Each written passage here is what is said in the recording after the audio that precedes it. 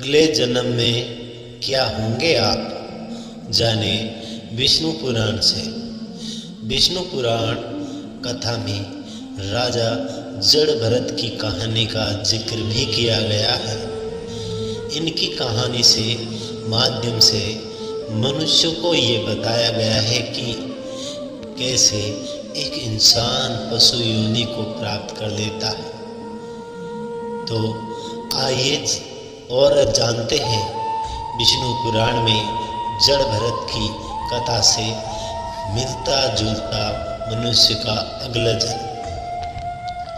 विष्णु पुराण मृत्यु को आत्मा के सफर का एक पड़ाव मात्र माना जाता है, क्योंकि अंत हो तो शरीर का होता है, आत्मा का नहीं।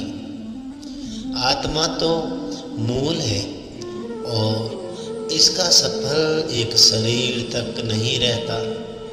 इसे अनेकों शरीर में होकर गुजरना पड़ता है और हर शरीर के मिलने के पीछे कुछ ना कुछ वजह जरूर होती है।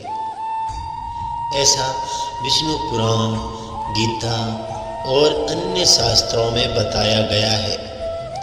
लेकिन आत्मा का लक्ष्य भटकना ही नहीं होता, बल्कि उसे परतत्व यानी मोक्ष प्राप्त करना होता है। मोक्ष वह है जब आत्मा का संयोग परमात्मा से होता है। परमात्मा को प्राप्त करने के लिए ही आत्मा विभिन्न शरीर को प्राप्त करता है।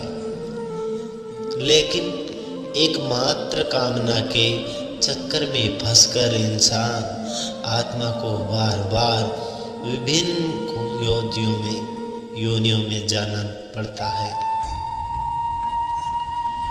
तो जड़भरत की कथा ये है दोस्तों कि राजा जड़भरत बहुत बड़े एक महान संत राजा थे। प्रजा का पालन भी वह धर्म परायण होकर करते थे।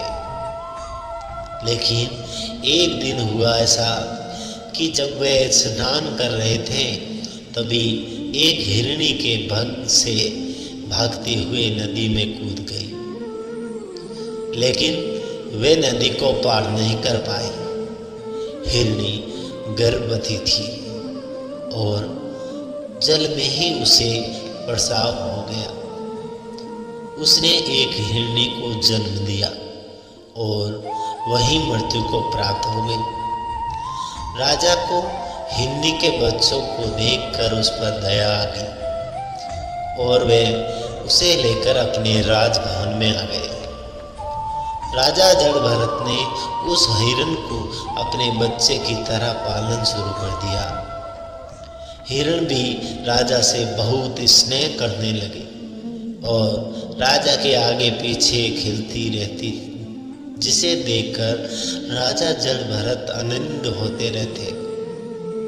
राजा का मोह हिरणी के बच्चों से बढ़ता चला गया और धीरे धीरे वे बूढ़े होकर मृत्यु को प्राप्त हो गए। लेकिन मृत्यु के समय भी उस हिरणी से उनका मोह समाप्त नहीं हुआ। वे उसी के बारे में सोचते रहे। परिणाम ये हुआ कि उन्हें मनुष्य योनि से एक पशु योनि में जाना पड़ा और वे स्वयं उस हिरणी की गर्भ में आ गए, जो हिरणी उनके पास थी। हिरण के रूप में उनका अगला जन्म हुआ। इस तरह इस कथा में बताया गया है कि मनुष्य मृत्यु के समय जिस भाव से भावित कर रहता है, उसी भाव से उसे अगला जन्म प्राप्त होता है।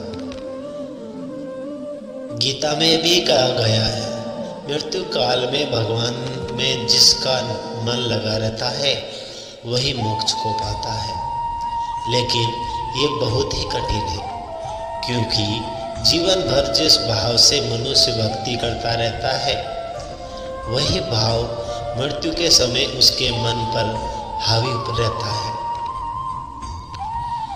आपने देखा भी होगा कि घर में किसी की मृत्यु हो जाने के बाद अगर कुछ वर्षों में किसी बच्चे का जन्म होता है तो लोग कहते हैं कि घर में वही सदस्य लौटकर आपके घर में बच्चे के रूप में आए हैं। दरअसल उस व्यक्ति के अपने परिवार के प्रति मोह और कामना दर्शाता है, क्योंकि मनुष्य अपनी कामनाओं और परिवार के मोह से जल्दी नहीं निकल पाता है। गरुड़ पुराण के कर्मों की प्रधानता बताई गई है, जिसके अनुसार मनुष्य जैसा कर्म करता है उसी के अनुसार उसे अगला जन्म मिलता है। इसलिए कर्म और कामना इन दोनों को ही मनुष्य के अगले जन्म का कारण माना जाता है। तो दोस्तों, आज के लिए बस इतना ही।